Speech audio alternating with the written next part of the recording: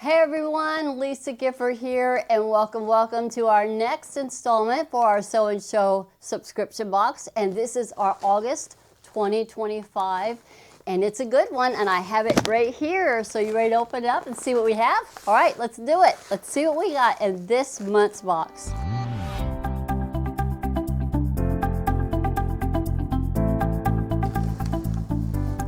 What the first thing I'm pulling out is some fusible foam.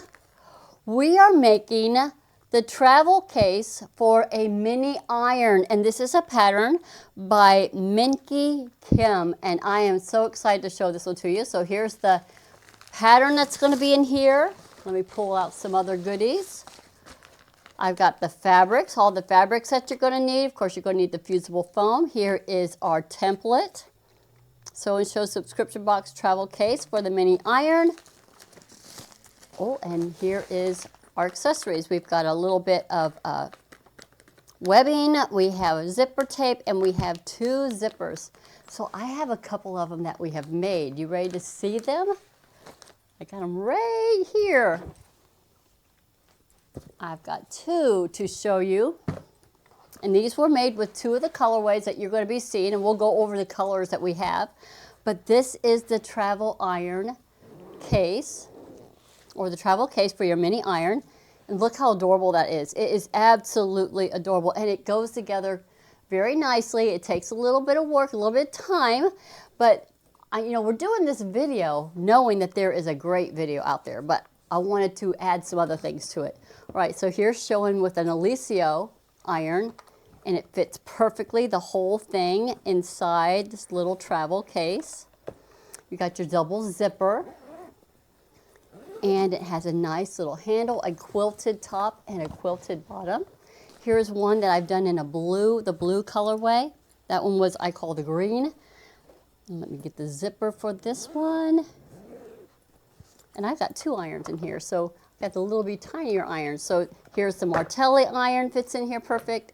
Here's another little iron a lot of people use, but these are just perfect little cases to store your little irons when you're going to a retreat or you're going to a friend's house, you're going to do some sewing, you want to bring your own iron. This is the perfect tool for that. So this is 2 of the colorways. So I'm going to show you some of the other colors that you're going to get. Let me see, I got them all right here.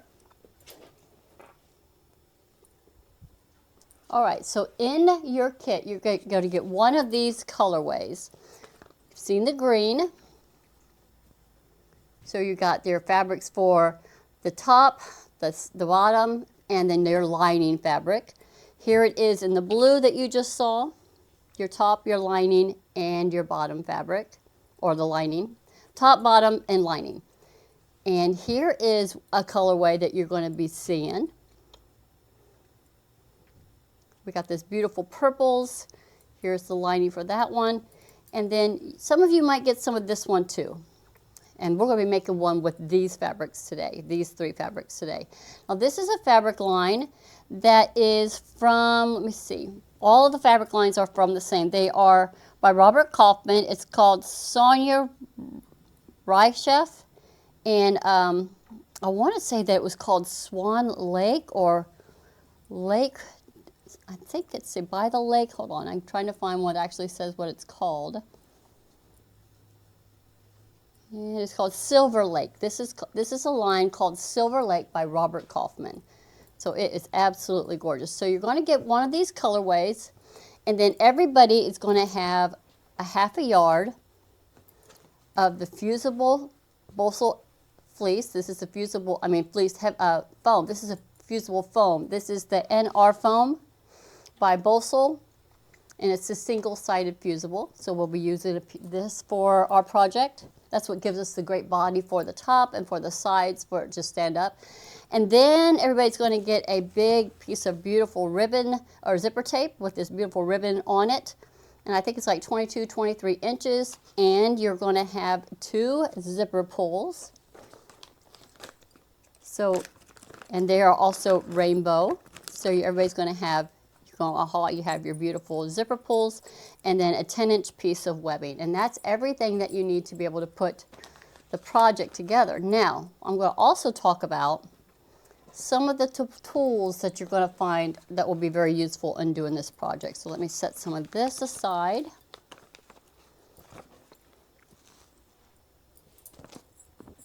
And I have that right here.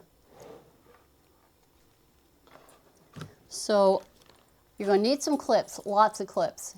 Absolutely. Of course, your rotary cutter, some pins. There's a couple places where you do use some pins. Of course, you're going to have some coordinating threads to go with your fabrics.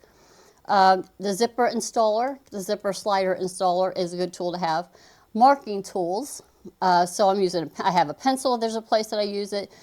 Because the fabrics are a little dark, I have the Martelli white marking pencil, or you could use some chalk. I have our precision scissors. And then I found a place where I could actually use some of this 1/4 inch double-sided tape. If you have some of it, there's a good spot that you'll be able to use that for it. And there's a little bit of basting spray. You might need to use this also. But these are the main tools that you're going to be needing to put this together. Now you saw right at the beginning I have this pressing sheet. And I wanted to talk about that for a minute, because when you unfold your the foam, sometimes it has some creases in it. So we're going to talk about how to get those creases out easily, and it works really well by using a pressing sheet or maybe some wax paper, or you can use some parchment paper. That will work very well. But I'm going to show you, we'll go over that in just a minute. So you have all your written instructions in here, everything very detailed, full written instructions. You've got pictures in here, but what really is going to help you is if you go on to YouTube and watch the video. It's only about 13 to 20 minutes long. It's not very long. There's no talking in it, but she goes over every detail, every step in putting together this project, and it is so pretty and it's so much fun, and it's a lot easier than what we think. So I'm going to go over all the different steps as we put this together, but I'm going to talk about some of the hints or some of the things that I found that might help a little bit along the way in doing your project. So you got your full written instructions, and there's actually a I think there's a scan code in here. Yeah, there is a QR code inside the pattern that you can scan that and take it directly to the YouTube channel so that you can watch Miss Kim put together this project. All right, so let me take a step back, and we're going to get started on making this project. So I'm going to move some of these things out of the way because we'll be needing them and using them as we go. But we're going to go through all the different steps in putting together this fun project. Okay, so let's get started. So the first thing that you're going to do is we're going to look at doing all of our cutting of all of our fabrics. So when you get your fabrics out, go ahead and get them all pressed. Now you're going to have a fat quarter for your top part of the case, and that's going to be this piece right here. You'll have fabric that's going to be, your top piece is for this, and it's going to be this edge right here. It's also used for the handle. And then the bottom fabric is, you got a fat quarter of that. Now if I'm not mistaken, I believe both of these fabrics are cut almost the same, except there's a little bit difference in when you're making your zipper panel. But the main fabric you're going to cut, and I actually have them cut over right here. I have all of our fabrics cut for the main. So you're going to cut you're going to cut one piece that's 7 by 11.5. 7 by 11.5, and that's going to be the top piece. And then you're going to cut a 2 by 22. So when you cut your whole piece off of your fat quarter, do not cut off the selvage, because we're going to trim it down again to 21 inches at the very end. And I believe these are like 22 with the selvage from the very edge of the selvage, a little bit over 22. So keep it, do not cut it down to 22, just keep the whole thing with the selvage on there when you cut your 2-inch strip. And then also for the main fabric, the case top, you have to have a 3 by 6.5 inch piece, and it says for the back panel. So remember to pay attention to what it tells you, because it tells you what these pieces are for in the pattern. And then you've got a piece that is 4 by 8 inches, this one right here, and this one is for our handle. Now the handle piece that you have is 10 inches. I did exactly the 8-inch panel or 8-inch handle on this one. but I kept it longer, the full 10 inches for this one. So if you wanted to cut it 10 by, or 10 by, let's see, 10 by 4 inches for your handle. If you want it to be a little bit longer, you could do that. But the pattern says 4 by 8, and that's what was this one right here. But I wanted to see what it looked like with a little bit of a longer handle, so I had done that on the other one. And we're going to be making the third one today. All right, so those are all the fabrics that you have that you cut out for fabric A. I'm going to skip fabric B, which is the main fabric B, which is the case body. I'm going to go ahead and go to the lining fabric. So the lining fabric is what's going on the inside. It's not really seen. It's all on the inside here. So opening up this one, it is the lining that's going underneath the top piece. It's the side piece of the zipper sides, the back panel, and the bottom. So that's the lining that's in this project. So you're going to have two pieces that are cut 7 by 11.5. So you have two pieces, 7 by 11.5. You also have one piece that is 2 by 22, or just keep your selvage on there, just have the whole piece. And then you have a 4 by width of fabric, or that 22 inches, but just keep the whole thing, keep the selvage on there. And then you're also going to have a 6.5 inch square. So you're going to cut all of those pieces out of the lining. Now we're going to take a step and we're going to go into the main fabric B. And I wanted to give you a little hint or trick on cutting that one, because you're also cutting bias strips out of this piece. And so because we have a curve when we're putting the bias here and here on the bottom, you've got these curves. So we got to have our bias fabrics cut for that one. So I have my fabric, and we're going to cut it right here. So I've got my fabric B right here, and it is a fat quarter. So I just lay it out in front of me. And I have on my mat, I have this 45-degree line. So I'm going to be using that 45-degree line to get my first cut. So I'm going to set my fabric on here. I've got my selvage all the way over onto the edge. And there is a picture of of her doing her cuts. But the first cut that we do on any of this is we got to get a strip cut off first, right here on this bottom strip. We're going to be cutting first the 4 inch by 22 inch strip. That's the first one. Now, she doesn't really say which one to cut first, and it was kind of confusing by looking at the photo, but the first one you're going to cut is that first strip. So I'm going to cut my 4 inches off the one side. And so I'm going to line this up, and we're going to cut our 4 inches all the way across, keeping the selvage on the one side. So I'm on the 19, 1, 2, 3, 1, 2, 3, 4. So we're going to cut on the 15, and we're going to cut all the way across. Now I did press it, but it got folded up a little bit, so I got a few little wrinkles in it.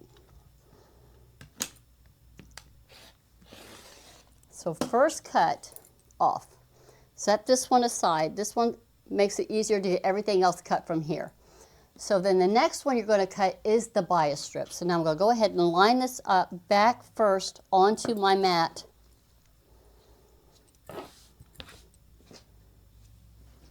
And we're going to do our first cut right going across. We have to have a total of 2 strips for the bias binding that are 1.5 inches by 30. So we're going to cut these 4 strips, and by combining 2 of them, it should get us to that 30 inches. So I'm following the 45-degree line that's right here on my mat. And this is just going to give me the guide for my very first one. So I'm going to cut across right here.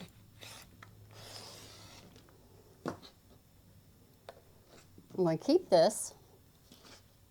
Now I'm going to turn this and I'm lining up this cut edge because I'm going to cut one here, and then I'm going to cut 3 off of this piece here. So I'm lining the cut on one of my lines, and now I'm going to cut 2 inches. No, excuse me, it's 1.5 inches. 1.5 inches. They're 1.5 inch strips. So I'm on the 9, so I'm going to cut it to 10.5.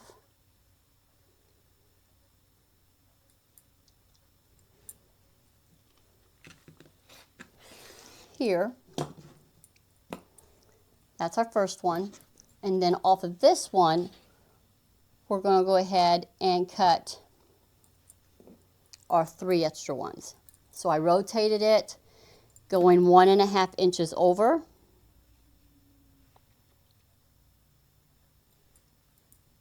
And we're going to cut 3 strips. 1, going to the 8.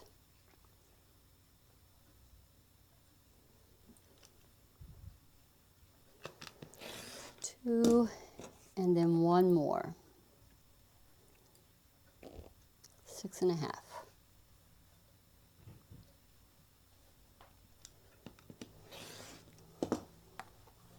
3.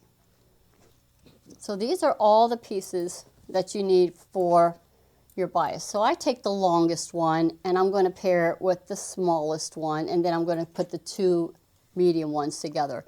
And you're going to stitch these together, right sides together. You can actually kind of line them up and just do your stitch across, do your 1/4 inch, and then press open your seam to get the 2 strips that you need to be 30, at least 30 inches. I don't even trim that up. I just keep it the same length and get those done. So we'll do that one in a minute. So I'm just going to set those aside.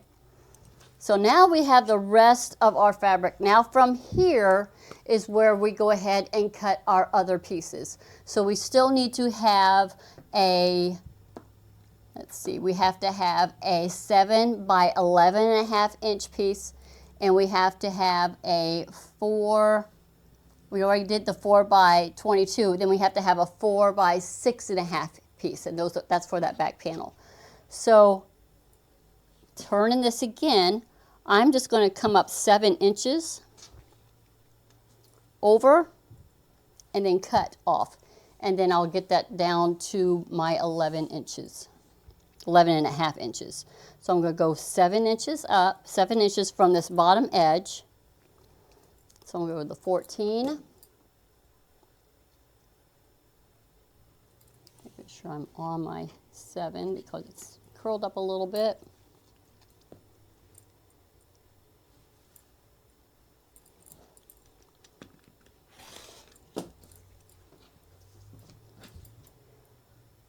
And then we're going to go ahead and cut 11.5 inches over. So this will get this piece right here.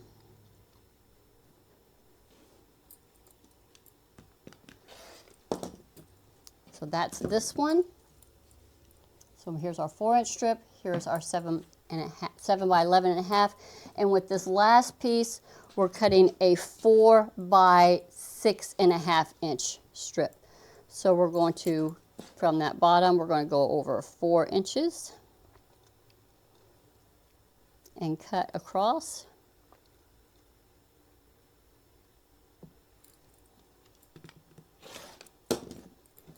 And then we're going to turn it, and we're going to go to our 6.5.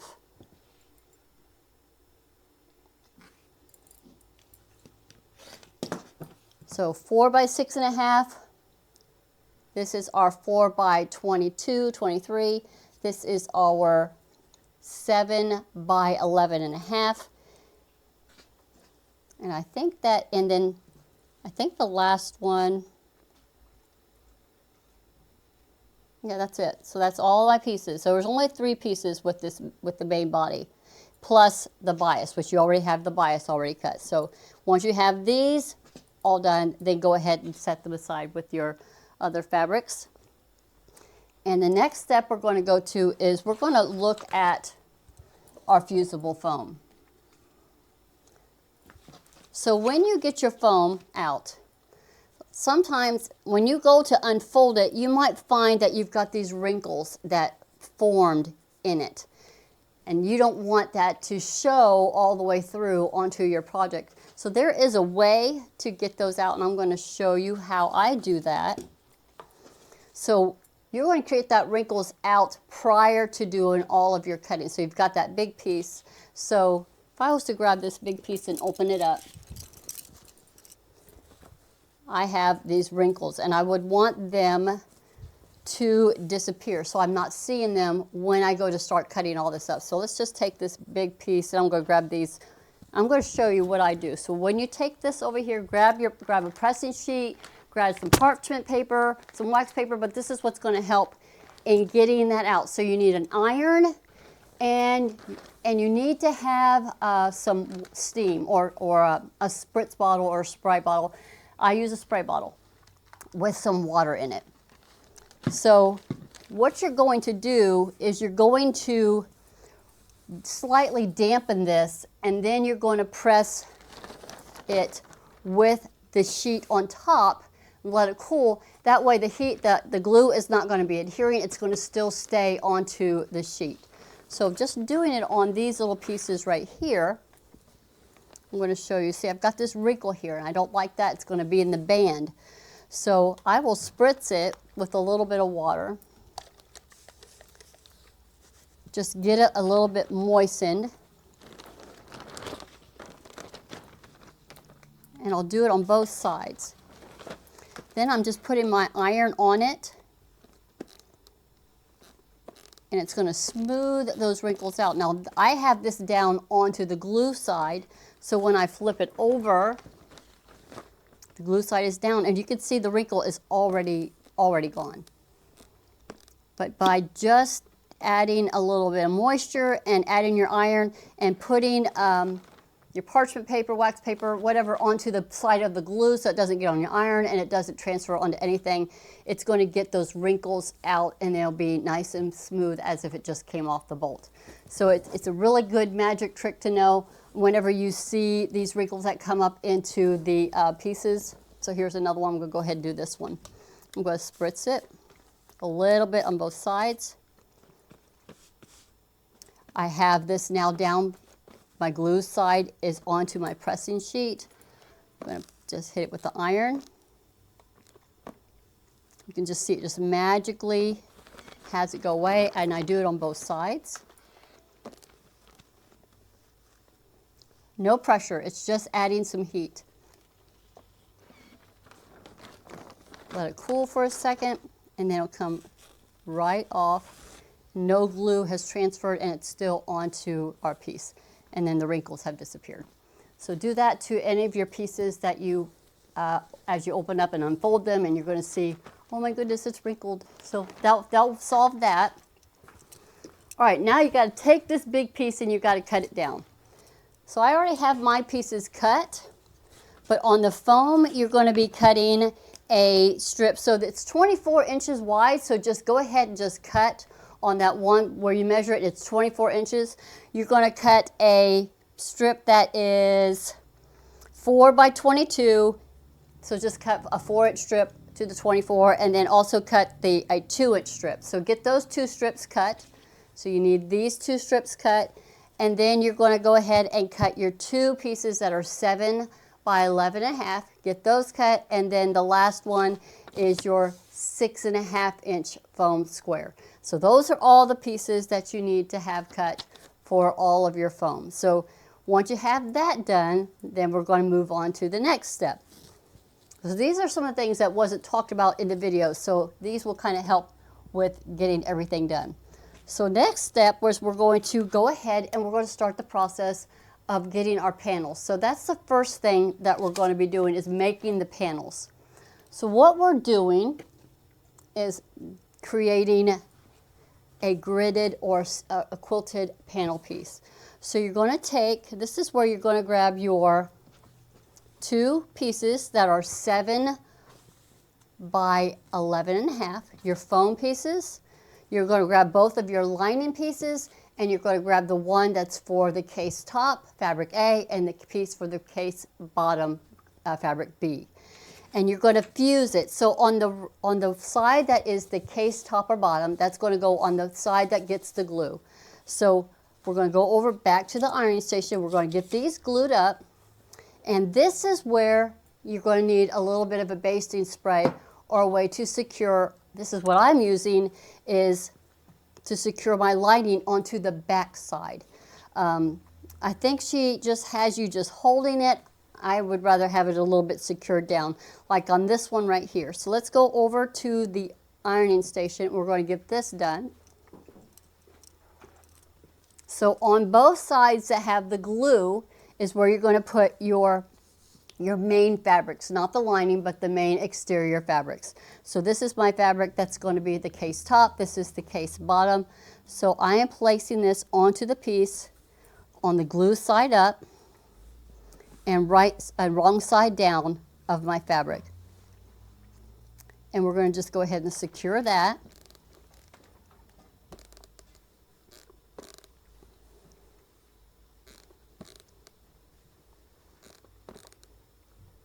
Just pressing it on.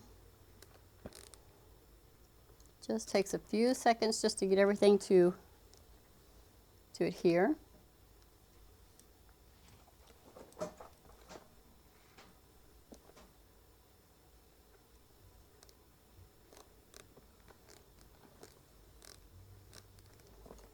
Okay, let it cool so it can set.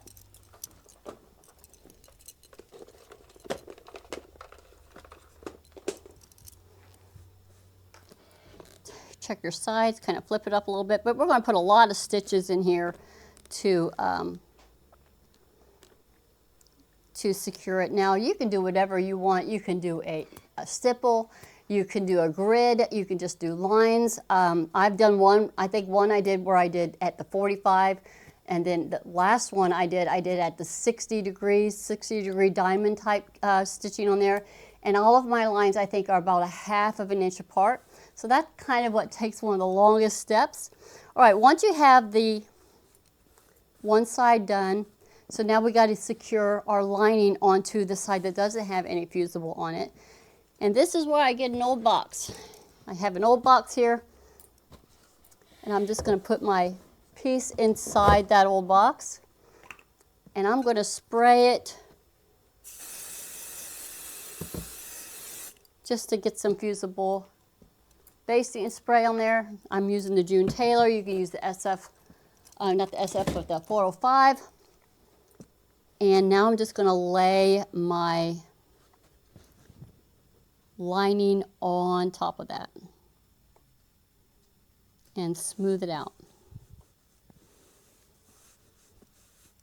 So now I know I don't have to shift it, I don't have to clip it, it's going to hold it into place. So you're going to have the two pieces, that's the exterior, and on back side is you're going to have your lining. All right, so now we got to create our grid to do all of our sewing. So we're going to go back to our table and create the grid. Now I have one that's already done, and this is where you can grab some pretty threads. I have a variegated thread that I'm using on this one. But you just got to create your lines. Now, again, the mat has these lines on it. So if I wanted to use the 45, I can just set this on here, and I can draw my line here, and then go to the other side and get my other one done. Or I can do my 60, as I've been doing. And if you don't have the lines, if you want to do a 60, it's almost identical, it's straight corner to corner. But you're going to get your ruler and you're going to draw your two lines. You got to get two lines drawn so that you can get all of your sewing done. So I'm just going to go corner to corner. And this is where you're going to want a chalk or a marking tool. And I'm using, here I got the Martelli white chalk pencil. And I'm just drawing my first line. And I'll be sewing on that line. And I'm going to go ahead and just go corner to corner and do my second line.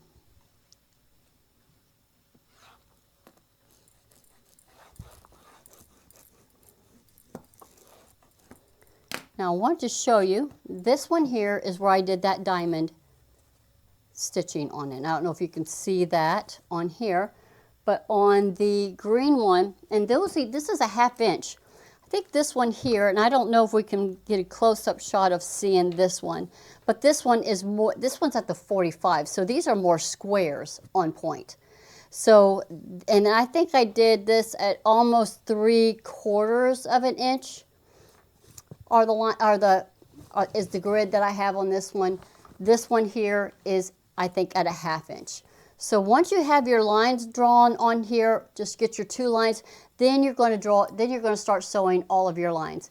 And so here's on my machine, and a lot of machines have this, I will just take the tool that we use to attach to your foot, and it's this right here.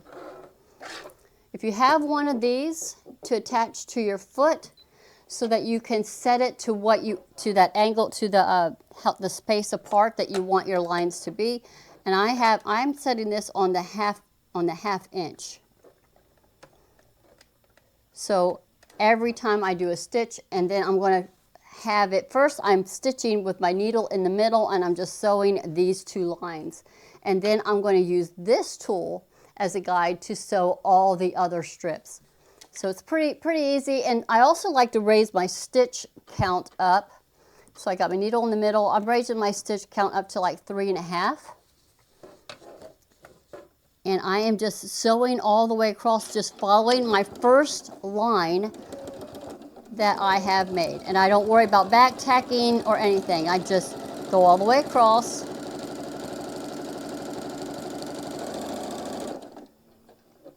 Cut my threads.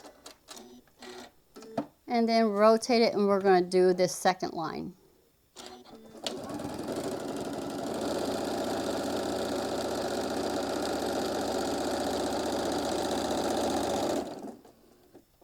All right, so now here's where you use this tool right here. So when you line this up, you have your machine, your needle's going to be coming off from the edge, but you go ahead and drop this down so that it is going to be in that line. This little tool, this little guide, is going to be following the line, but you're going to be a 1/2 inch, stitching a 1/2 inch away. So I just start sewing and keeping that tool in that line.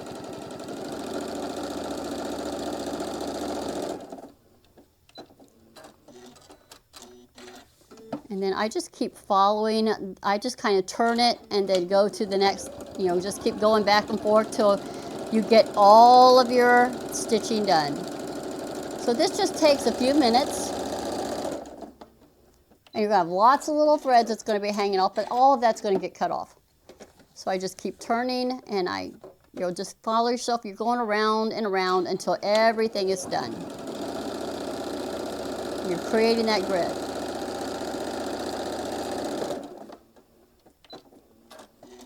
Okay, so that's the key. Continue getting all that done. And I already have this one done. So I've got all of my stitching done. So I can just come in here with a little bit of water, and I can moisten this, and I can get all of that up, where I draw my lines, but you really won't see it when we get all done. So once you have it completely done, so now this is where we get to grab our template.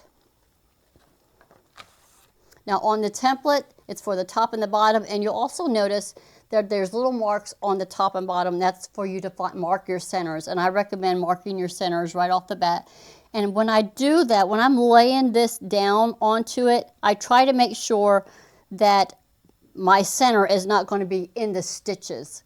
So I kind of have it where it's going to be like in the middle of one of my diamonds, here and here. And then we're just going to go ahead and use our rotary cutter, and we're going to completely cut all of this out. Before we lift it up, we're going to mark our centers.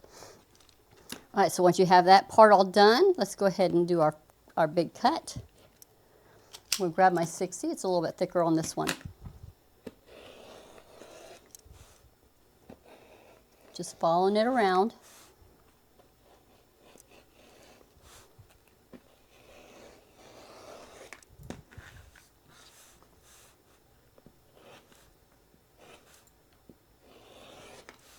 Keeping it down. All right, so you got all of it cut all the way around. Not lifting it up yet. I'm going to go ahead and get a pencil, and I'm going to mark the center.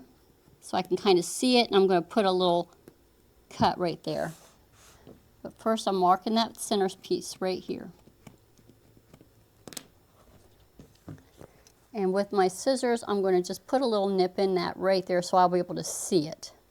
You're going to need this when we go to place everything together. So I'm marking my center. I don't have it in the stitch line. But we have one more thing we got to do before we go ahead and put our binding on it. We're going to go ahead and stitch all the way around, about 1/8 of an inch all the way around. And you need to do that pretty quickly without any handling so that none of these threads start coming undone. So we're going to first stitch this. And now if you have a serger, I thought if you have a serger you could probably serge it. But I'm just going to do 1/8 of an inch all the way around. And again, this is all not going to be seen. And it's going to kind of lock in those stitches of our grid.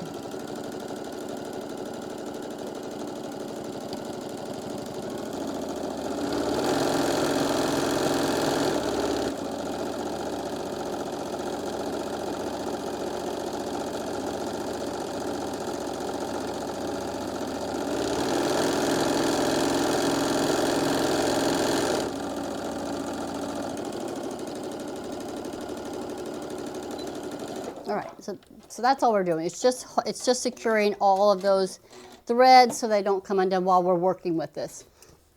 So once you have that done, so the next thing we're going to do is we're going to go ahead and put our little strip of binding on here. So you're going to take your piece that you had cut and you'd stitched it together, and you have your 30 inches, at least 30-inch piece. So I've got this, and I'm going to measure, and I'm right at the 30 inches of where I need for it to be. Okay, so the next thing we're going to do is we're going to go ahead and put our bias binding on it. We're just going to stitch it around, then we're going to have these pins that are going to be holding it. So you got your big piece that you sewed together, and it needs to be about 30 inches. And we're going to attach it to not onto the lining side, but we're going to attach it onto the what is our exterior fabric. So you got your bottom piece, and you've got your, I already have it done on the fabric A. Now this is fabric B. And we're going to start right here, somewhere in this center here. So you're going to take your little strip of bias, and you're going to fold it over about 1/4 of an inch. And you're going to set this onto right sides together. And we're just going to stitch this on. Now you could go ahead and clip it all the way around, but I find it was easier just to start stitching and just go 1/4 of an inch and just kind of easing it through until I go all the way around and then come back to the other side. So let's just go ahead and we're going to start sewing this up. And she makes it look so easy on her video, let me tell you. I think I had to watch this one a couple of times because I didn't understand why it was why it came off like this, but it gets trimmed right at the very end. Something else I can help with. Okay, love that. Okay, so I got it folded over, and I'm just going to start. I'm going to go ahead and take this bar off. We don't need this right now.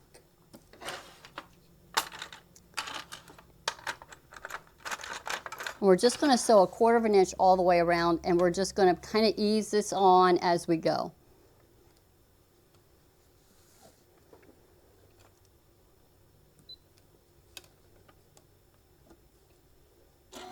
A little back tack right here, and just kind of holding it in one hand and using the other hand to kind of pivot the bottom piece. But I'm just laying it on and sewing that 1/4 of an inch. I'm going to go ahead and sew where my foot will come up a little bit. And we're just easing it on around.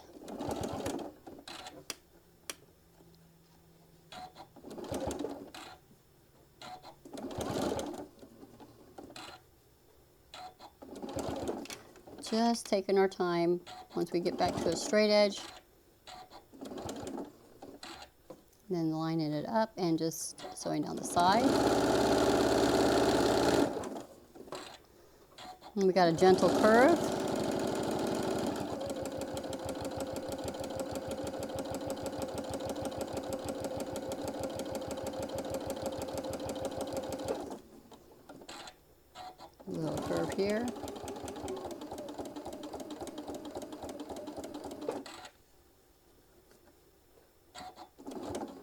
Keeping the edges lined up. Let the machine do the work.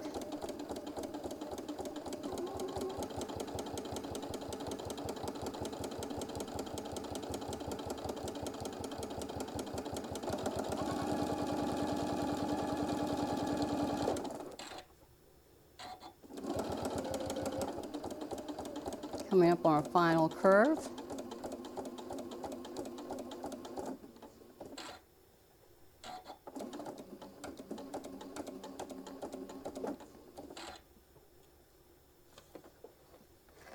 Might want to grab some tweezers and we'll hold that over just a little bit. There we go.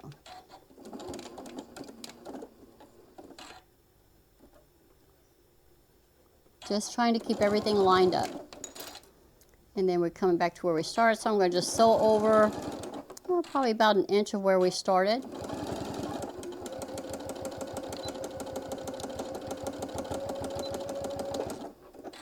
And then back tack it. So I've gone over about an inch of where we started, and then I'm just going to go ahead and trim this. I'm going to cut it at an angle and just trim that away.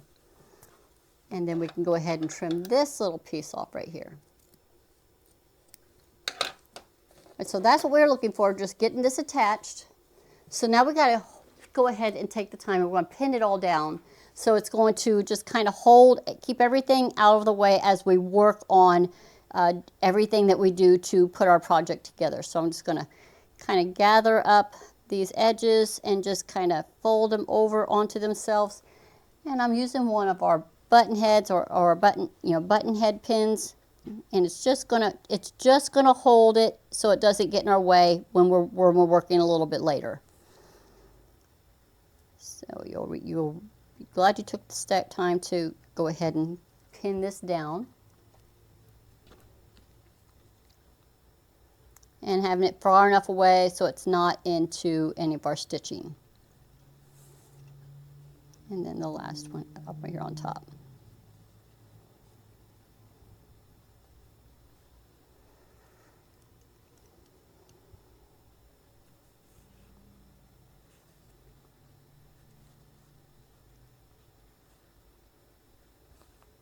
Okay, so you're going to do that to both of these pieces.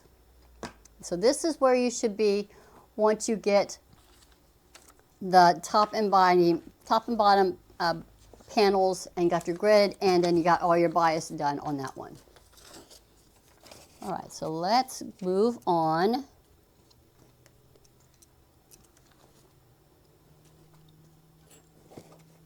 to our next step. Get these outside.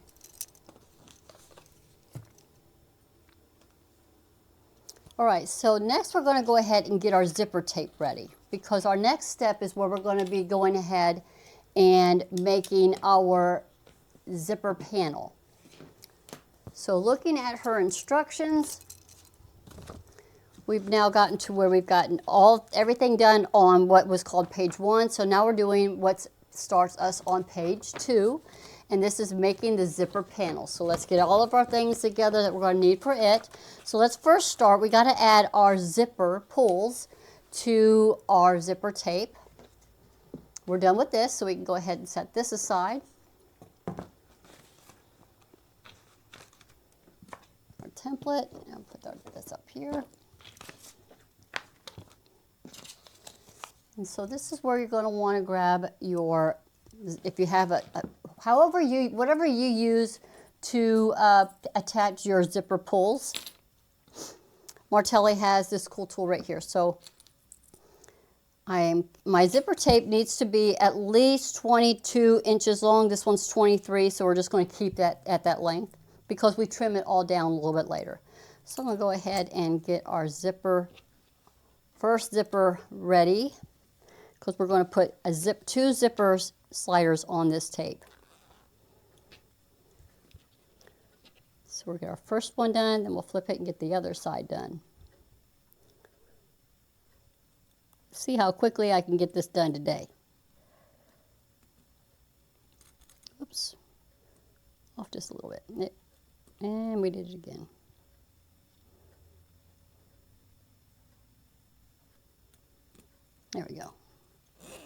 first side done.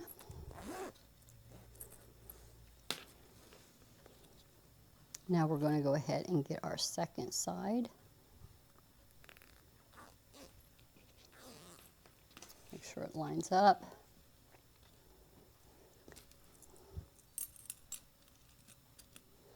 So now we're going to put it on the other side of our tape.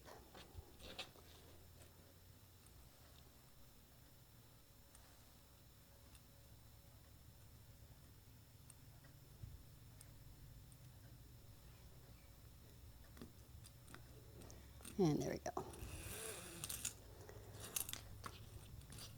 All right, so this is what we're looking for. We're wanting to get our zippers onto the center of our tape. So they got that ready to go.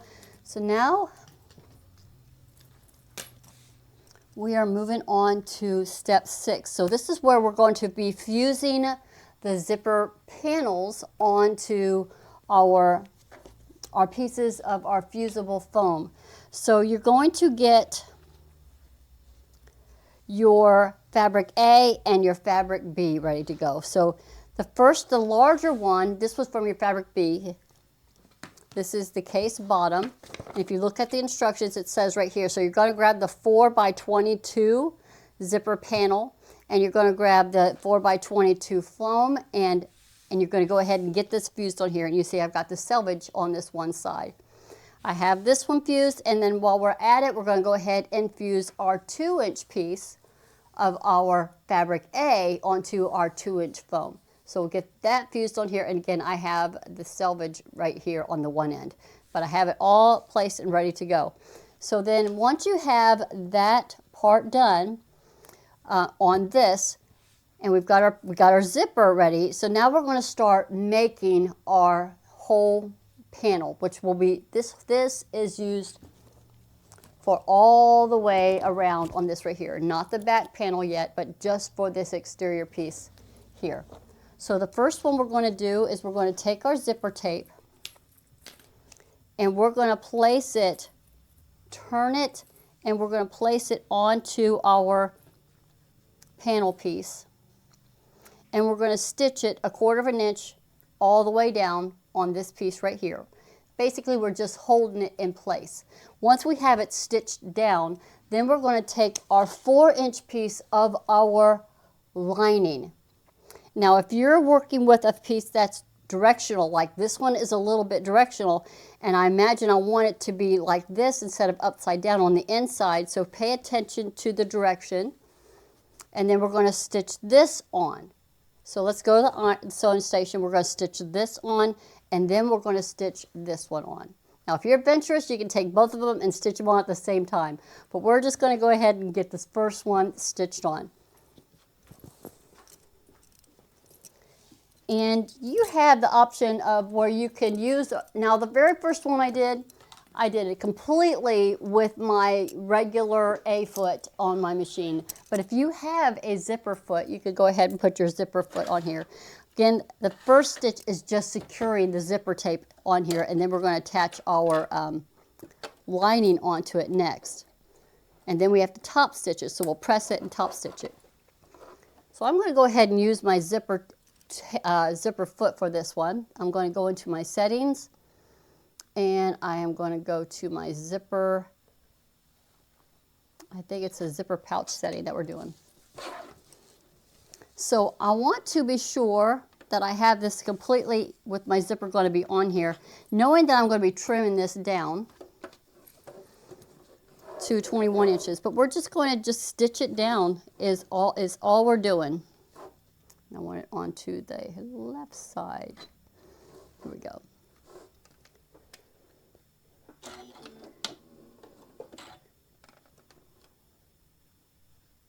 I don't know if I got on the right setting.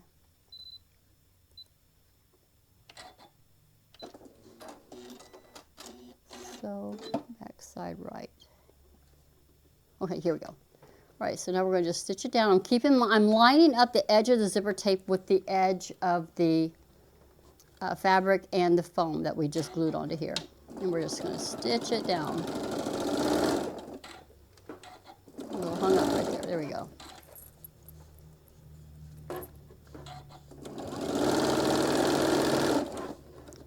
Keeping everything lined up.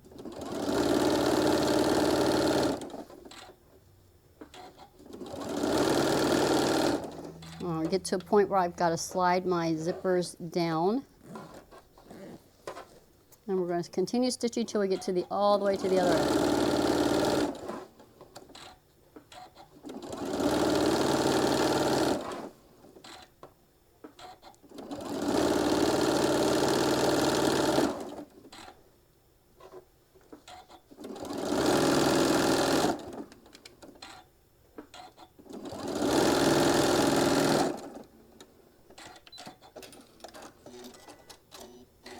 Okay, so we got that part done. So now we're going to go ahead and get our 4-inch piece of our lining, and we're going to attach it to here.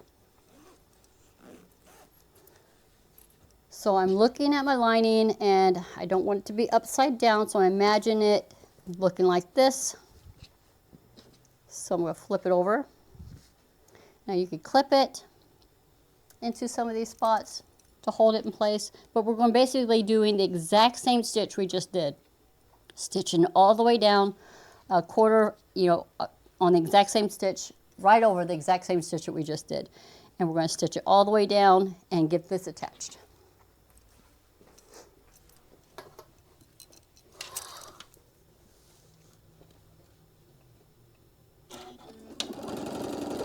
Let's do the back tack.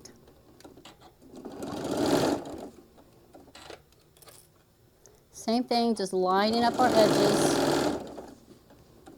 and stitching all the way down.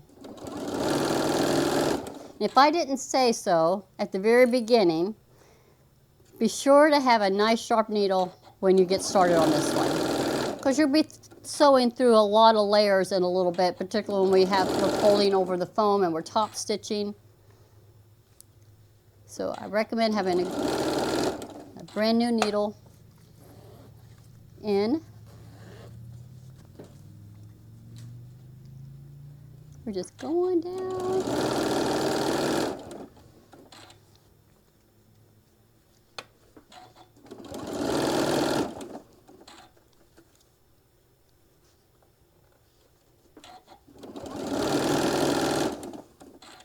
And just a little bit more to go.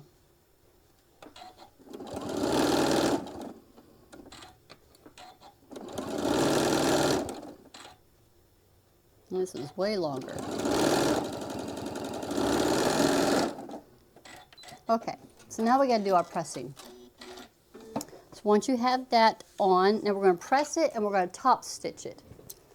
So this works, this is important. There's just no way around it. You've got to fold over that foam, and you've got to give this a good press. And so you're pulling it to line up the edges here. So I found first to start, if I go ahead and just give it a press just to get it started, and I don't even have the foam on the other side, I'm just pressing just it away, the piece of lining away from the zipper. This is just getting it started. Rolling it away.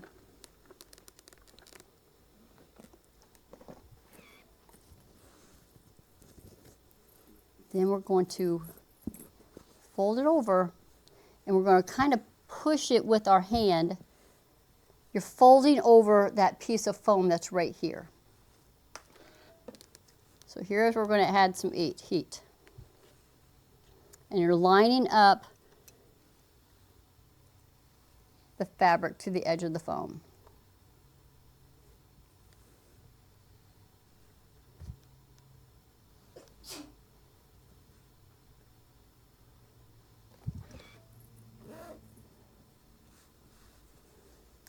A little bit of steam might work for this.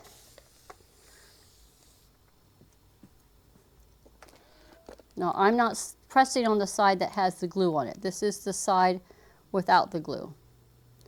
What I'm working on right now is creating a memory with the foam that needs to be folded over. Once you create that sort of a memory there, it's going to be easier for our top stitching, which we do next.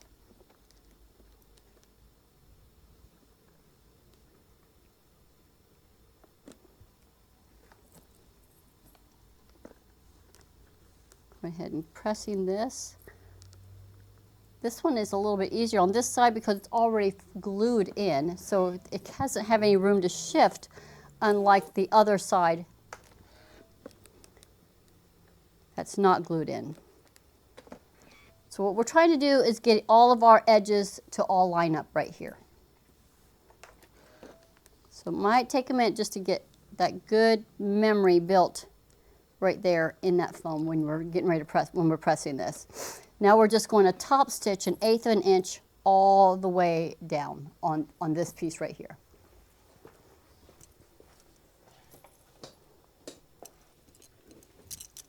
Let's see, top stitch left.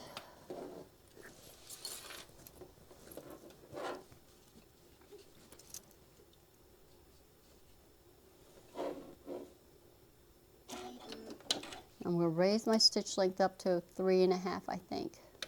We're just top stitching all the way down. Well, this is going to be a little bit more than 1/4 of an inch, I think. It's about 1/8 of an inch, I guess.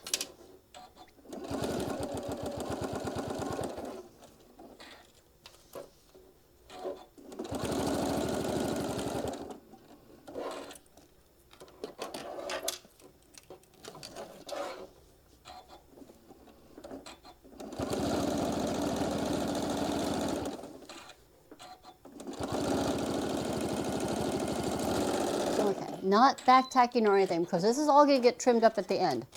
Just stitching all the way off to the end. So this is what we're looking for.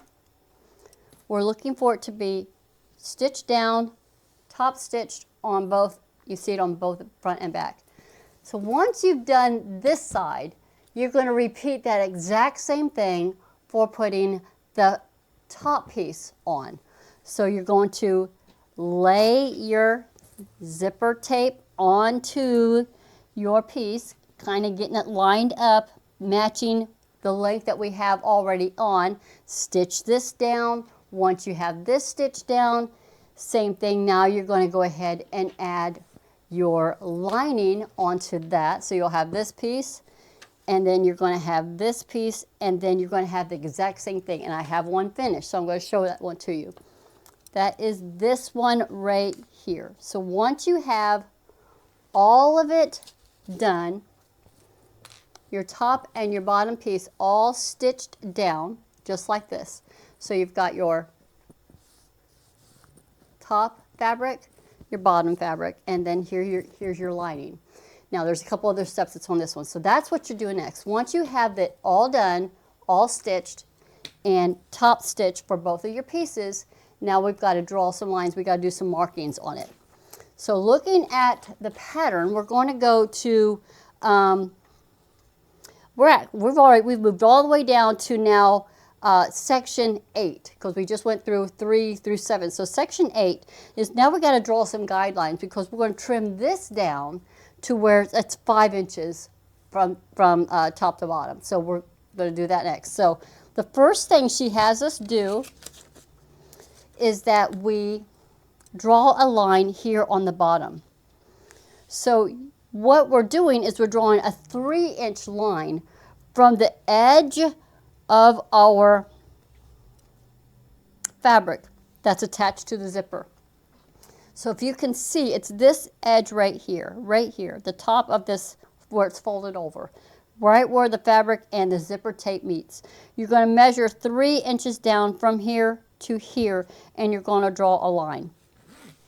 So I used my 3-inch ruler for this, and I lined it up right there where I had it on that edge, and then I just started drawing my line. So it's 3 inches from the edge, from the very edge of this, all the way down. So we're doing 3 inches.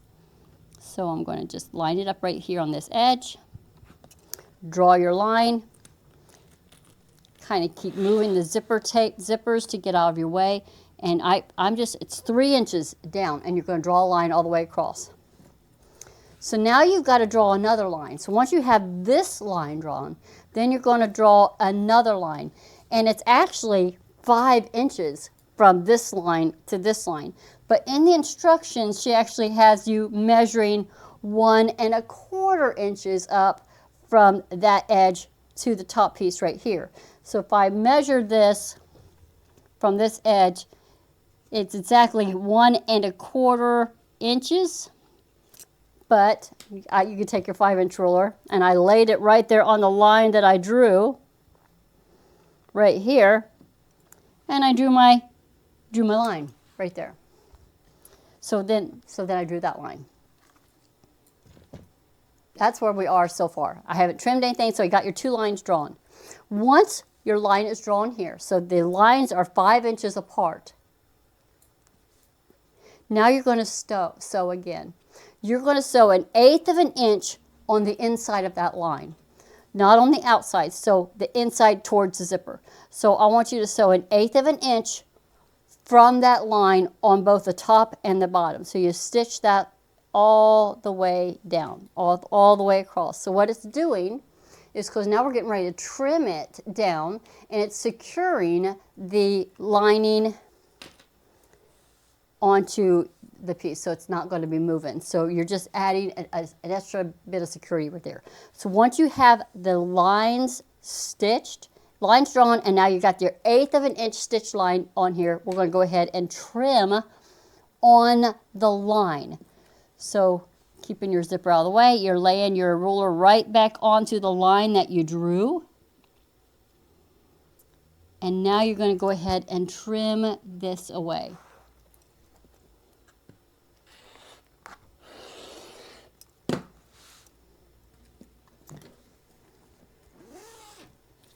Keeping my zipper out of the way.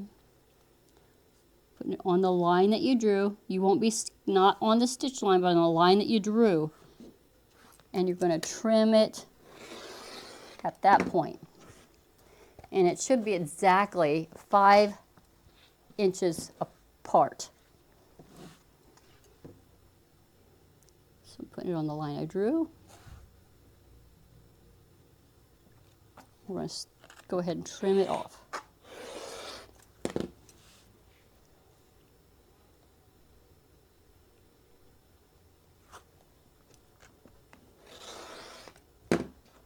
So we take these 2 pieces, done with those.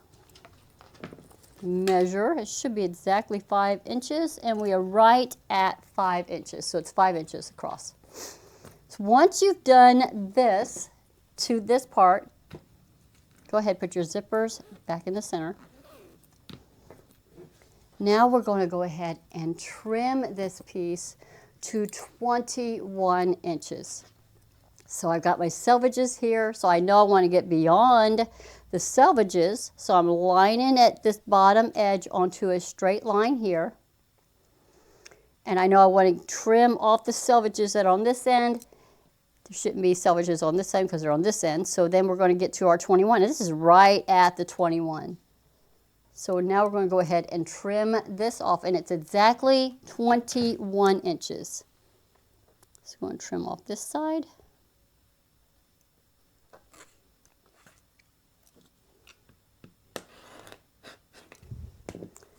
And trim off this side.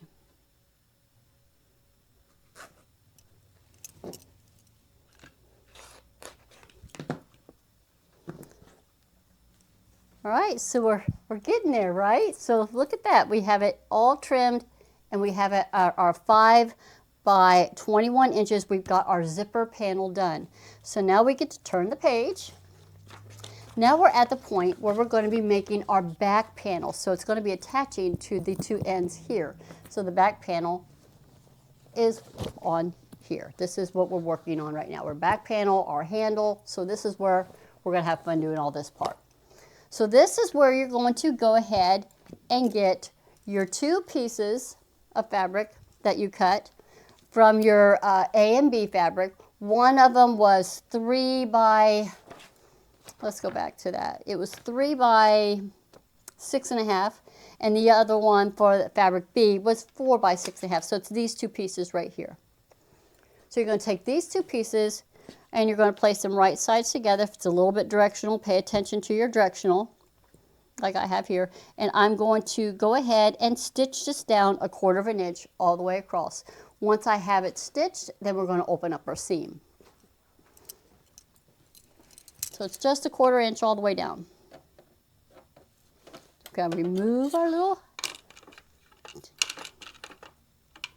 zipper foot, get us back to regular stitching.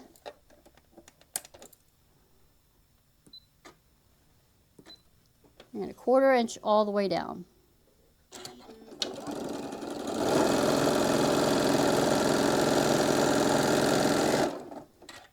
Okay. And now we're going to press that seam open. I don't think she really says in the video or on the instructions what really to do, but I go ahead and press the seam open because we want it to lay nice and flat. Because now we're going to take this and we're going to fuse it onto that 6.5 inch square that we had.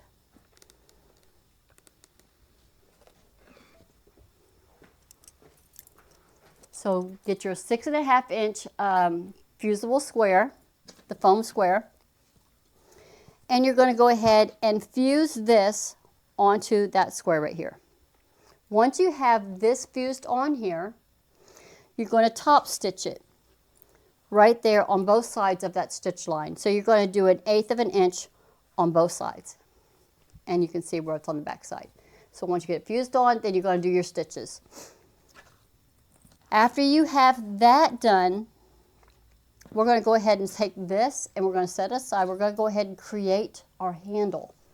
So this is where you're going to grab your 4 by 8 inch piece of fabric, and you're going to go ahead and grab your 10 inch 1 by 1 inch webbing, because now we're going to create our little handle.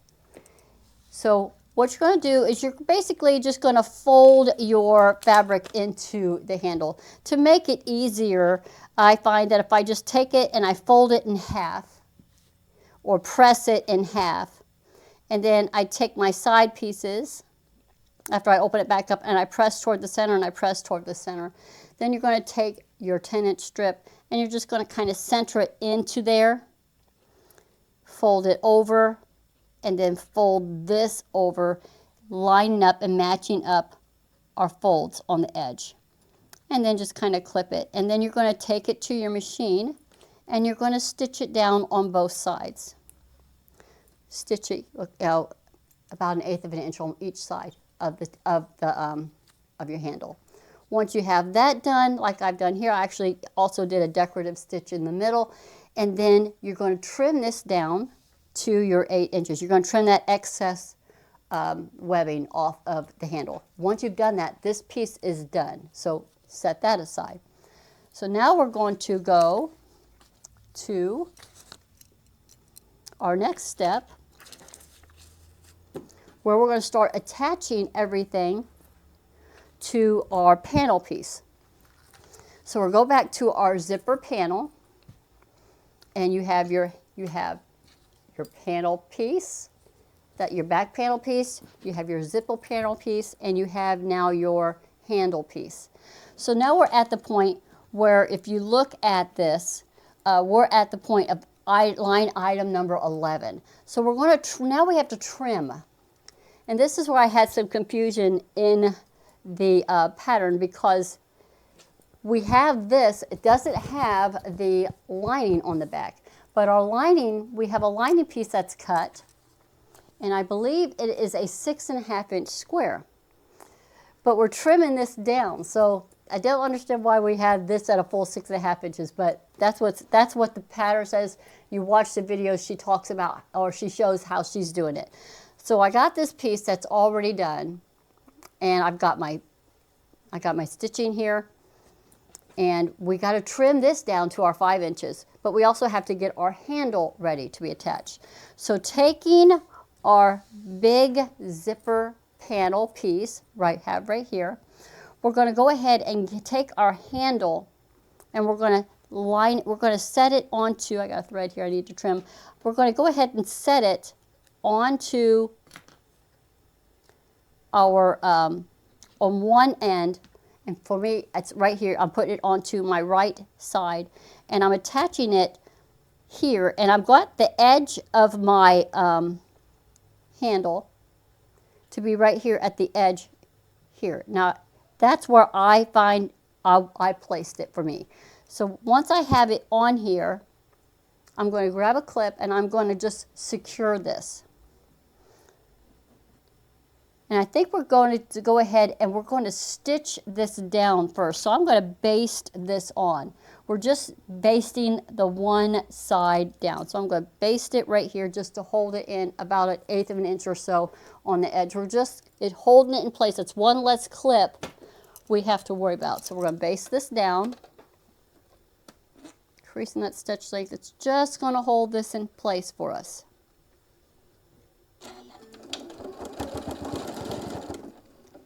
And these stitches will never be seen. They're going to be, it's like right there on the edge. So once you have that done, now we're going to go back to this panel piece. So you see we've got these 2 stitches right here. So what you're looking to do is you're going to lay this, so I'm lining this in, we're going to trim this to 5 inches, but we want this stitch line right here to line up with this stitch line right here. Kind of keeping it all matchy-matchy. And you know, also when you have it on the other side, it's going to also line up with that stitch line over there on the other side. So we're kind of wanting to get this here. So now we see by having this lined up here how much we're having to trim off the top and the bottom.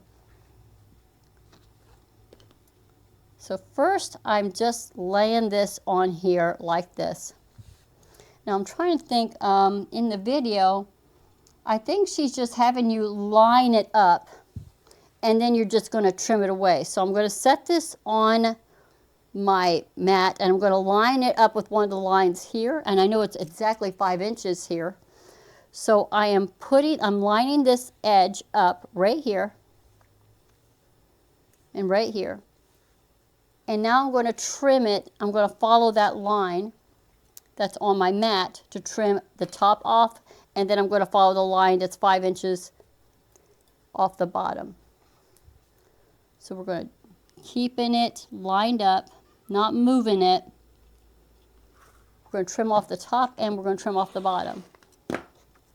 Or if you have a 5-inch ruler, like right here, I have a 5-inch, I can lay this 5-inch right here. I can go ahead and trim this off using my 5-inch template. But it's got to be the 5 inches so it matches up with the other one. All right, so you have that done, and you're going to keep it, so you look at it, yep, that's what I needed it to do. I need to keep these stitches going all the way across. Once you have that lined up, now you're going to go ahead and place this right sides together. Again, making sure your stitches are lining up, top and bottom. Now we're going to stitch this right here. So I'm going to grab a couple clips, I'm going to hold it. So that's where we don't have to worry about the handle shifting or moving. It's already stitched into place. Now we're going to stitch it all the way down. So this is a lot of layers we got going on right here. So we've got 2 layers of foam, and then we've got all the fabric. We got a lot that's going on right here. So just stitching this down right here on this piece.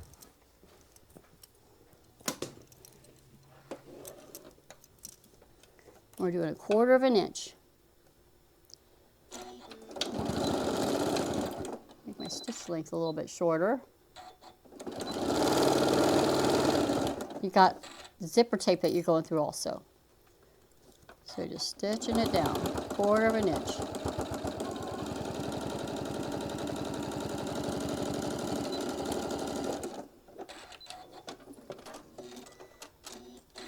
All right, got that part? So this is where we're at. Okay, now we're going to flip it over, and I think we attach our lining right here. So this is where I got confused on why we have this longer lining piece. So I'm going to grab the lining piece, and I think that's where it goes on right here. Yeah. So in the written instructions, we're going to the point, I think we're at instructions number 14, number 15. I'm a little confused right here. I think we're at 13. So we're taking our bigger piece and we're placing it on here, right sides together of this. So when we flip this over, we have this folded back and we're putting this lining right here. And we're going to stitch it down here, but we got to trim this down. So I didn't understand why it was at that full 6.5 inches when everything else is at the 5. So she doesn't explain it in the written instructions, and it's not really mentioned in the video. So that was one of the reasons why, I think we're going to go ahead and we're going to do a film on this one. So I wanted to talk about that. So we have this folded back. We're going to stitch this on. So I'm going to go ahead and trim this down to that 5 inches because it's just too long at this point. So I'm going to take about 1.5 inches off.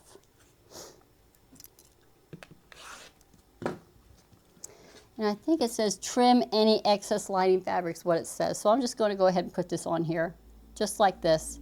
And now we're stitching again. We're stitching through all of this to attach this right here. So keeping all this folded back. Then we're going to do a top stitch. So let's go ahead and get this sewed down.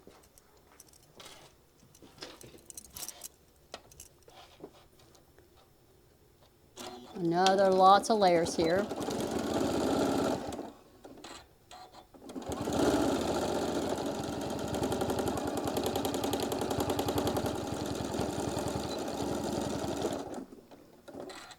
Okay, now we got to do some pressing because we're going to create our first top stitching on this. So we're going to again create that little bit of a memory with our foam. So we're going to press this over, fold this over, see how well the stitches lined up. And give it a press here, flipping it over, pressing it here, lining up my edges. And we're going to top stitch right here. So we're going to move our handle over and we're going to top stitch right here on this edge, not onto the handle, but beside the handle. So I want to show this on the overhead. So we're just going to stitch right here. We're going to do 1/8 of an inch stitch right here on this stitch right here. All right, so let's get that stitched.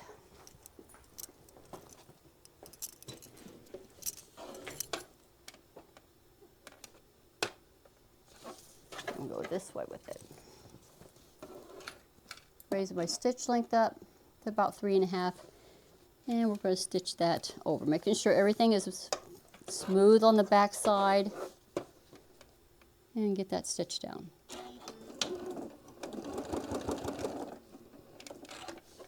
Now I got to grab my little jean jumper, level things out.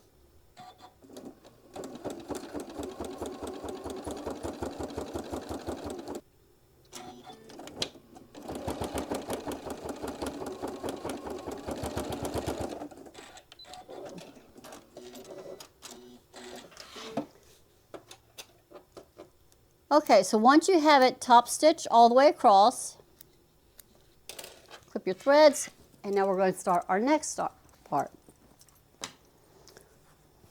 All right, so we just got our top stitching done, and now we're going to go ahead and start getting the other side of the handle attached, and then there's a trick that we're going to be doing. So right now I believe we're at the step, let me see, we are at step number 14 and 15. So we're kind of in between there. So you're going to take your handle and you're going to bring it over and you're going to position it onto the zipper like we had done on the opposite side. I got a couple threads I want to remove right here.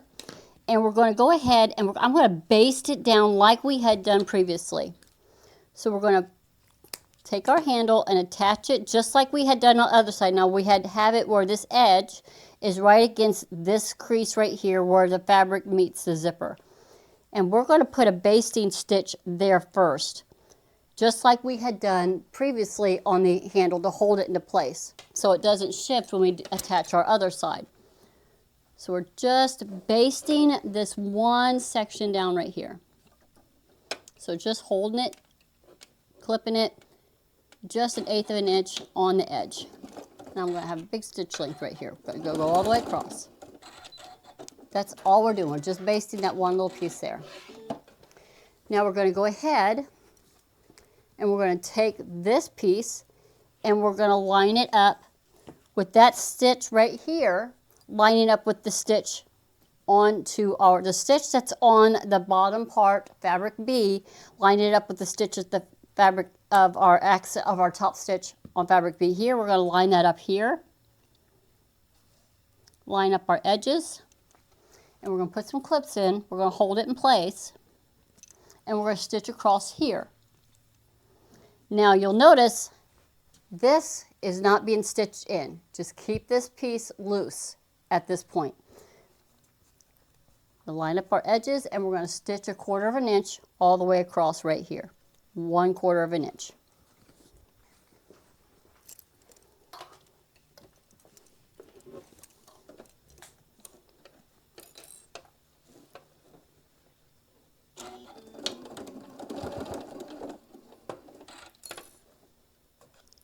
Making sure that that piece of fabric is not in the way.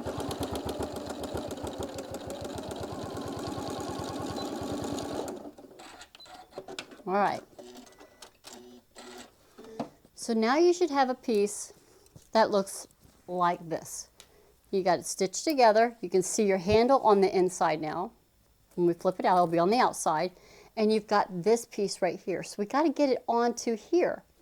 So this is where we're going to roll it.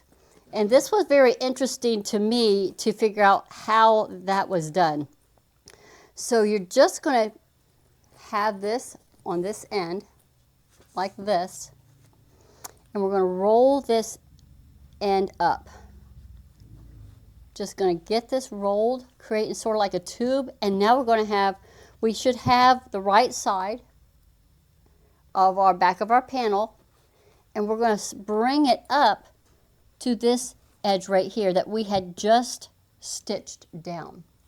And we're going to bring this up to here, and we're going to line up our edges, and we're going to clip it, and we're going to stitch across again. So you're creating this little roll-up tube here, and this was where the video was very helpful for me to figure this out because I couldn't quite understand it by just the pattern. But Miss Kim was really good in showing it on the video. You're creating this little tube that you're rolling everything up in. So everything's rolled up into here. I'm going to do that again so that you can see it. So here's our piece that we had just sewed with this loose piece right here. So going inside, you see here's our handle that we had just attached to the other side. You're going to flip this over so that this white side of our foam is down. And we're going to take this folded area, we're going to roll it here. Rolling it up like a little burrito. And now we're going to take this piece and we're going to bring it up to be right sides together on the section that we had just sewed. And we're going to clip this into place. So this is where it's going to hide all of our seams. Quite ingenious, this little trick right here. I was impressed with it, so I hope you like it too. So now we're just going to stitch. So you got your little burrito in here, you're going to kind of holding it out of your way. And we're just going to stitch across. Make sure I had it rolled up tight enough. We're going to stitch across 1/4 of an inch right here to secure this piece right here. So let's go ahead and get this stitch down. So you have the raw foam here. Now we're stitching this down. I thought this was a really cool technique to learn, and I see where this could be used in lots of different applications. I'm going to put my jean jumper on here because it's kind of thick. Now I'm going to sew a couple stitches forward, a couple stitches back, get the right stitch length. Put my jean jumper back under there. And we're doing 1/4 inch all the way down. Taking it slow, we got a lot of thickness going on here. You're going over the zipper, you're going over lots of foam here.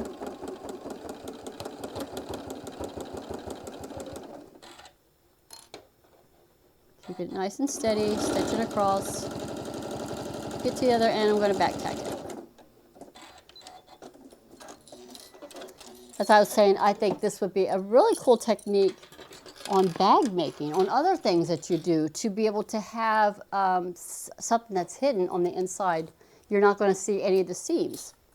So once you've done that, now you can go ahead and flip it out. Go ahead and turn it completely out. And now your seams are completely have disappeared, and they're in here. They're in here. Now we got some more stitching to do. We've got a top stitch we've got to create.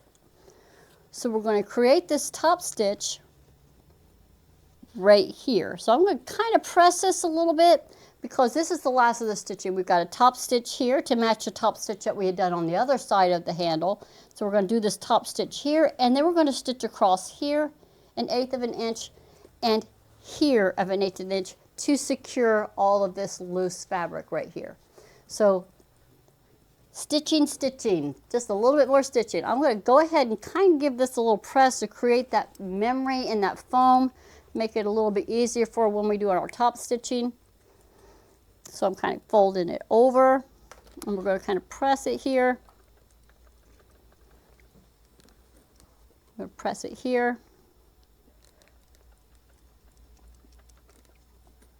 Do the other side. So that's where the big part of the foam is folded.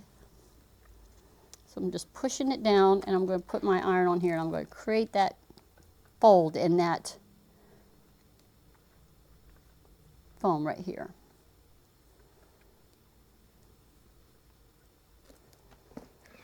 Now we got to top stitch it. So we're going to top stitch it all the way across. We're going to kind of like pull all of this out of our way so that we can do our 1/8 inch top stitch all the way down. Got to figure out which way is most comfortable. So you're going to kind of move everything out of the way to do that. Raising my stitch length up to 3.5. I'm going to use my jean jumper on this. Start a couple stitches.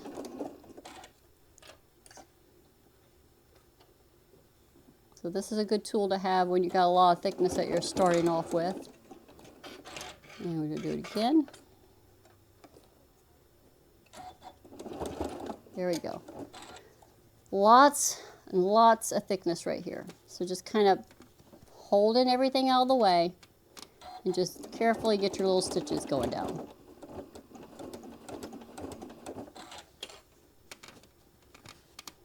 Should be able to get all the way across.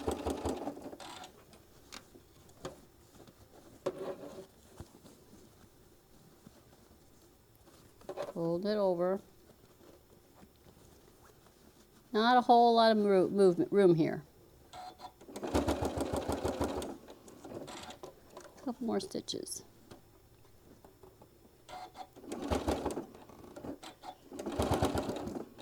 All right, there we go. Got it through. Just enough to get to the end. All right, so now we got to do our final 2 little stitches right here on the edge to secure the fabric from flipping open on you. So it's just a stabilizing stitch, I guess. So we're just doing it right there on the edge, about 1/8 of an inch.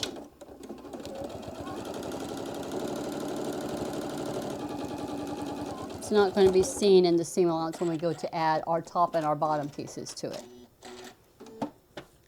I'm flipping it over. We're going to get the other side done. You're so close to being done, you just don't even know it.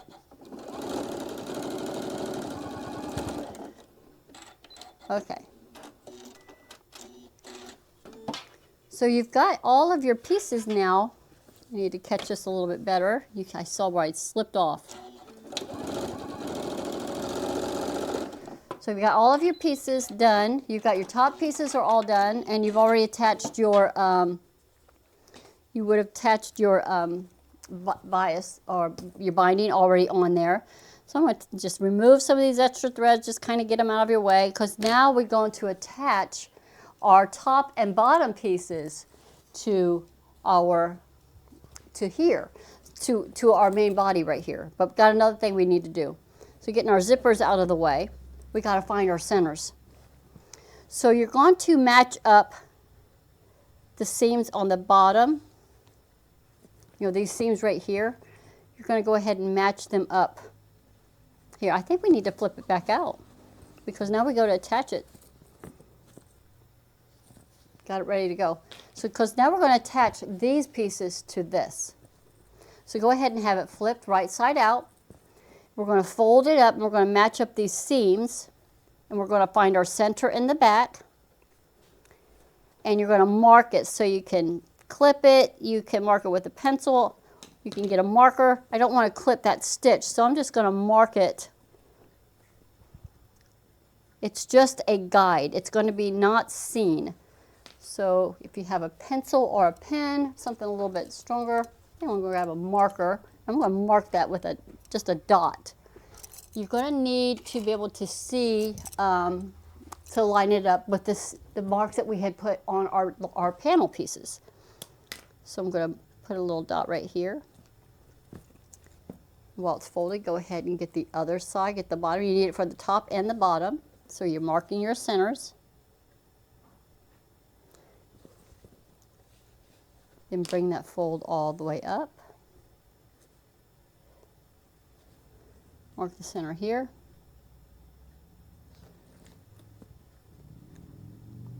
Keeping it folded and folded all the way up. Mark your center here. Just use a marker for that. Now here's where you're going to need clips, lots of clips. And we're going to start attaching this to our piece. So we're attaching it, matching up the wrong sides together. So these are going to be clipped here. So you're going to find your center here on the front, knowing that this is our back. So we're going to find our center here on the top. This is our top piece, our fabric A. And we're lining up, we're matching up the linings. We're going to find our center that we had marked, and that's going to be right here. And I'm going to match it up right there at that mark that we had just drawn. And I'm going to put a clip in it here. I'm going to go ahead and flip it over to the other side, and I'm going to find my halfway point on the back side where it's marked here, and I'm going to lay that here, matching up, lining up the wrong side, the linings, and put a clip in here. Now we're just going to kind of work our way all the way around. We're going to get our clips, and we're just going to start clipping and following the curve of the top piece panel, and just following the curve of the zipper panel, and just lining up our edges and putting a clip in it and going all the way around.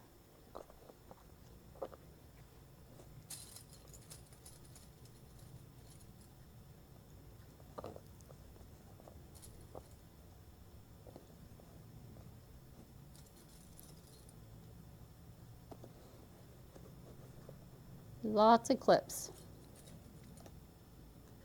And this is why you would have needed to have the binding pinned out of your way, because we're going to stitch this down.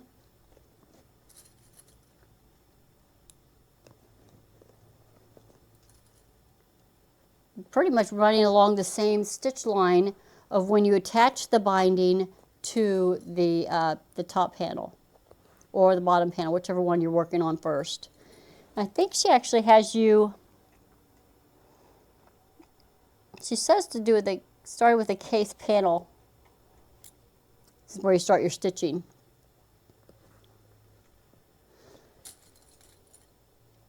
She actually has you lining up the sides. I didn't even think of lining up the sides. I'm just following it along. I matched up the top and bottom.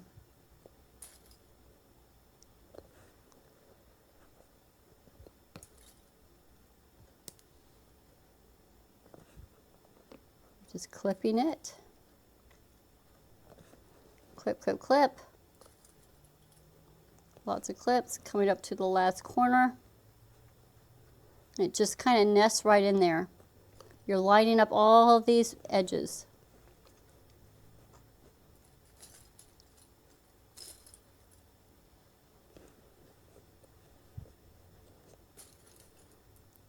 Clip here and here.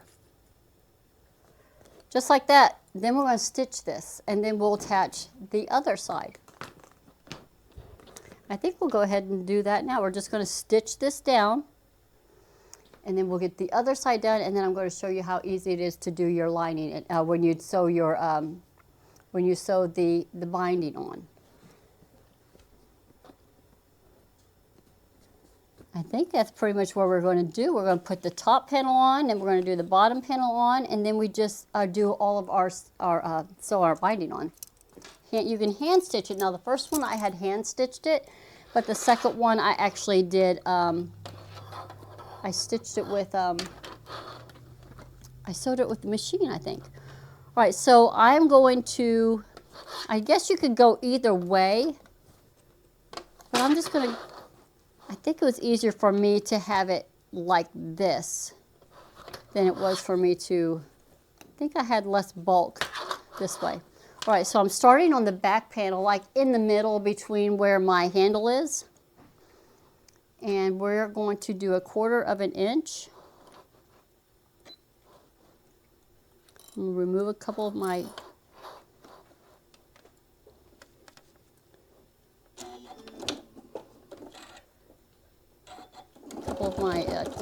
clips, and we're just going to slowly just start stitching all the way around and just kind of following it 1/4 of an inch all the way around.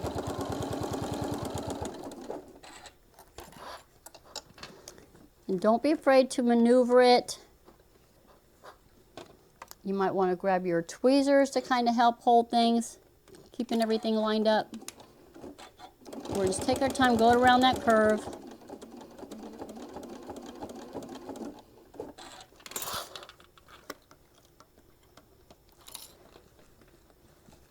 Don't be afraid to maneuver it. Just be careful when you're doing that. You don't pull on it. Don't let the machine do the work. Don't want to break a needle or anything. Just let the machine do the work for you. Now the rest of this is kind of a gentle curve. Keeping everything at 1/4 of an inch.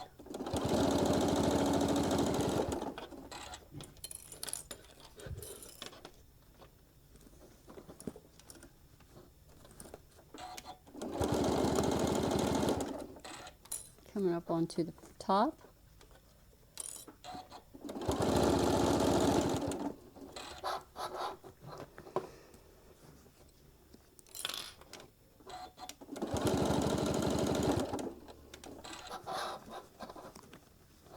Be sure to have it really helps to have your machine set so that your needle down when you stop.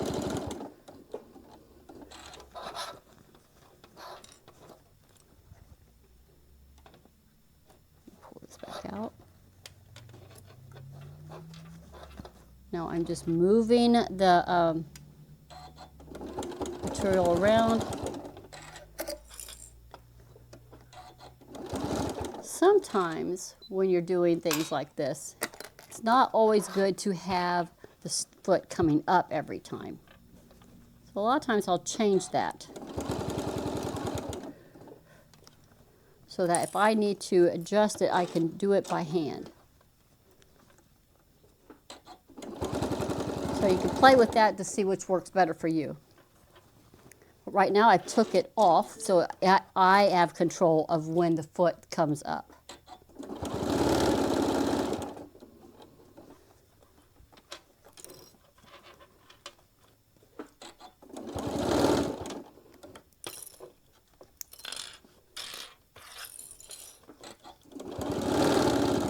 Okay, we're coming up onto that last corner.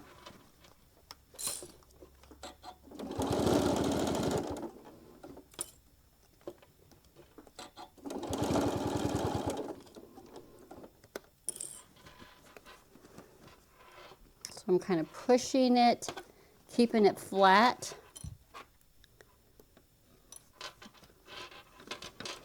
I'm going to pull this out just a little bit. There we go.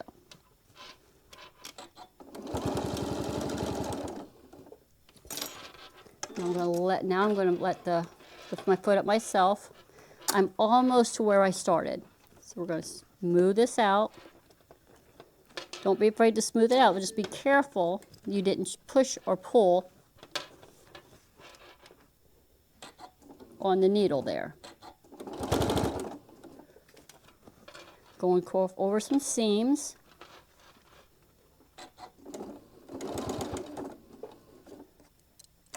One more clip to come out. And we are on the last bit. And coming back to where we started. All right. So you're going to do that again for the bottom piece. So you'll have your top and your bottom that you'll attach just like that. And as I'm looking onto the back side, it's pretty much stayed right into the stitching that I had used when I attached the bias onto that top panel piece. So the next thing, once you get your bottom done, then you're going to get your binding finished. So I'm going to just show you on this without doing without getting the bottom on, because it's pretty easy to do at this point. So you're going to basically just take your fabric, all your binding that you have on here, and you're going to fold it over. You're going to like fold it to the seam, and then you're going to roll it over. But it might not even be quite to the seam. It might be a little bit less than that. You're going to give it a fold, and then you're going to fold it so that it rolls all the way over onto the other side. And once you have it into position, then you're going to clip it. So I'm just kind of folding it over and then just folding it over again. Now, I did this first, went all the way around, created that kind of finger pressed it as I folded it to fold it over the seam, and then I would clip it. And I continued doing that till I had it all the way around. And this is where I'm going to show you how using a little bit of the 1/4 inch tape might help in doing this part. So first I'm going to get it all the way done where I fold it over, not quite halfway, but fold it over and rolling it over again, clipping it as I do each little section, rolling it over.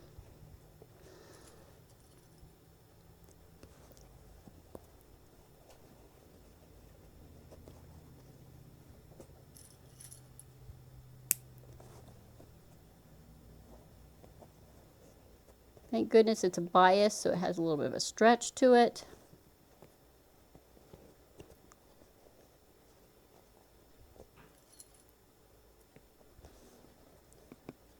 Coming up on the big curve on the front. So I do this first clipping, but then I come back and I adjust it a little bit after I got done, because I kind of can't see what's going on underneath first. This is just get it started. Then I come back and adjust it a little bit. And then Then this is where using the tape worked. After it had sat for just a little bit in this position, once I had it like all exactly how I wanted it to be, then I came back with the tape and I slightly unfolded it and I put the tape underneath, and I'll show you where I put it. And it kind of held things down a little bit for whether I was hand stitching or if I was going to use it on the machine. So the hand stitching takes some time. I mean, I am not a fast hand stitcher, but I was just doing a simple invisible stitch all the way around. And then I did it on the machine. Well, the machine was okay. It just, to me, it looks a little bit not as pretty. Not as pretty for hand stitching it. But let's go ahead and continue getting this all the way down. It takes a second.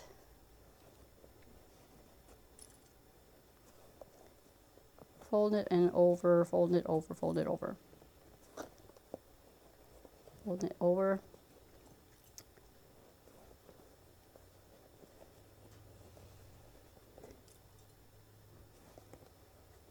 Down to the last corner.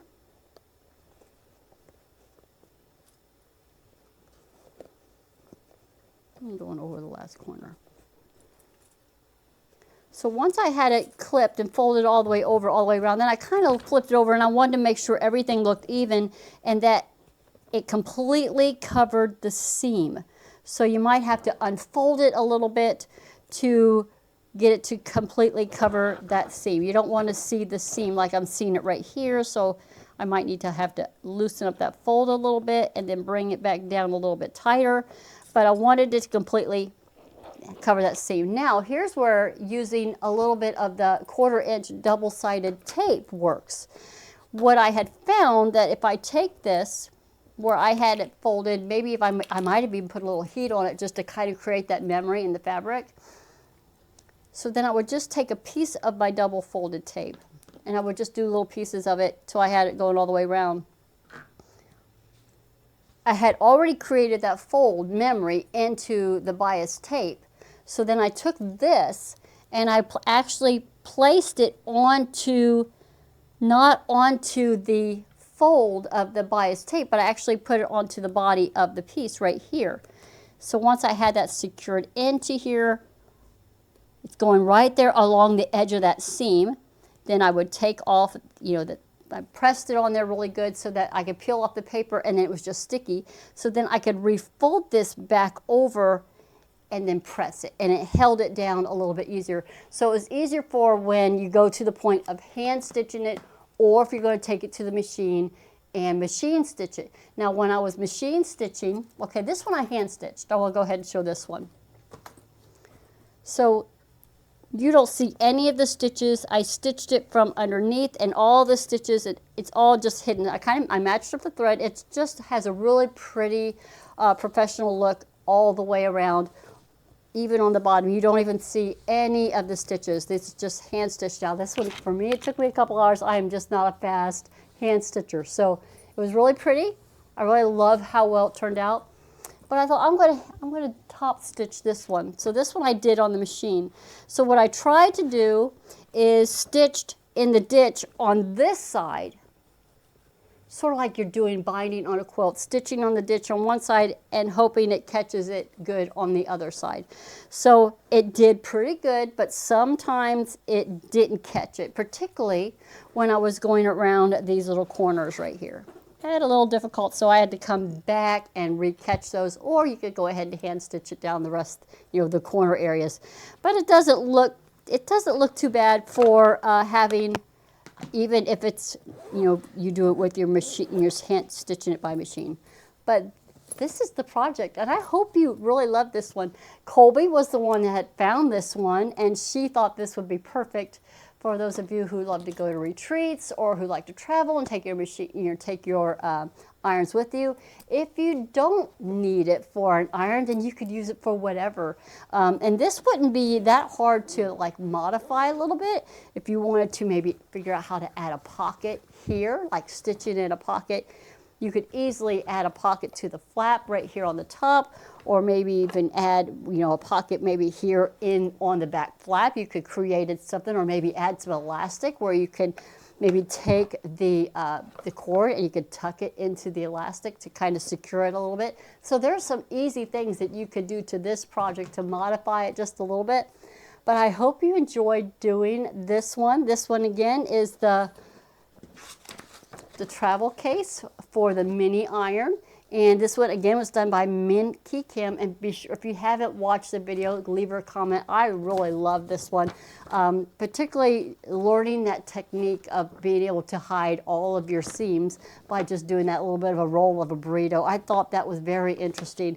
I can't wait to see the ones that you do. Again, have fun with it. Use the fabrics that you got or play with it and use your absolute favorite fabrics.